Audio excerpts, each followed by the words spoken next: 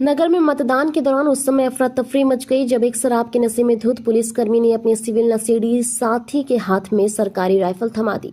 साथी नशे की हालत में राइफल को लहराता हुआ आगे बढ़ गया और कंधे पर रखकर लोगों में रौब झाड़ने लगा, जो छोटी बच्ची के ऊपर भी डराने को लेकर राइफल तानी, जिसकी किसी ने वीडियो बना ली और सोशल मीडिया पर वायरल हो रहा है। यह पुलिसकर्मी की बड़ी लापरवाही है, जो शराब के नशे में ड्यूटी के दौरान अपने साथी के साथ इस प्रकार की हरकत करते नजर आया है। हालांकि पुलिस अधीक्षक ने इसके संज्ञान में लेकर रिजर्व पुलिस लाइन में तैनात हेड कांस्टेबल दिनेश अवस्थी को निलंबित कर दिया है एवं जांच के आदेश दे दिए हैं।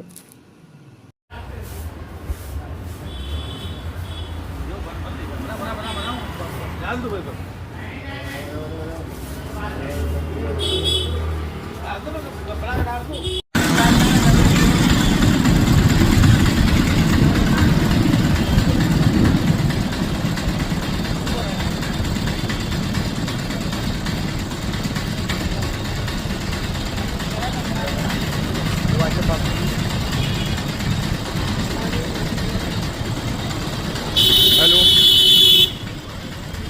हाँ, क्या नंबर?